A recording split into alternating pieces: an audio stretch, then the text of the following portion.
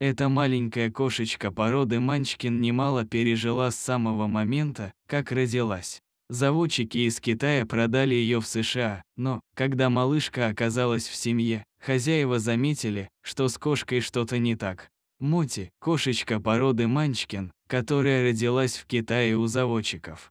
Еще маленькой ее приобрела одна семья из США, и малышка проделала целое путешествие к новым хозяевам. Однако, вскоре хозяева заметили, что с питомицей что-то не так. Она начала угасать на глазах, а кожа и ткани на ее теле становились хрупкими. Кошку отвезли в приют МСПЦа, где ее начали обследовать. Ветеринары разводили руками, не понимая, что это за таинственный недуг, но им удалось определить, что из-за него у кошки начался некроз, отмирание тканей. К сожалению, из-за этого ей пришлось удалить одну из задних лап, оба уха и хвост.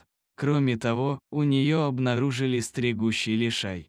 В течение 2 месяцев волонтеры чутко ухаживали за малышкой, давая ей все самое необходимое. Она шла на поправку, и, к счастью, больше странная болезнь не развивалась. Но когда Моти восстановилась, предыдущие хозяева, увы, уже не хотели забирать ее к себе. Для Моти начали подыскивать новых хозяев. Однажды ее фотографии на сайте увидела одна семейная пара, Наталья и Грег. Супруги тут же влюбились в кошечку, и на следующий день пришли познакомиться лично. Сразу стало ясно – это судьба. В тот же день они забрали кошку с собой. Недуг кошечки, по словам врачей, возник из-за прививки, которую ей поставили еще малышкой-заводчики.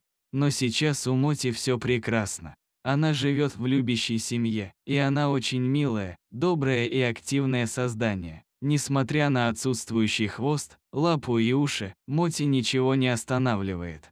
Она очаровательная, полная энергии и игривая. Моти обожает бегать по дому и играть, она громко мяукает, любит ласку и внимание. Она очень любопытная и всегда будет исследовать все вокруг.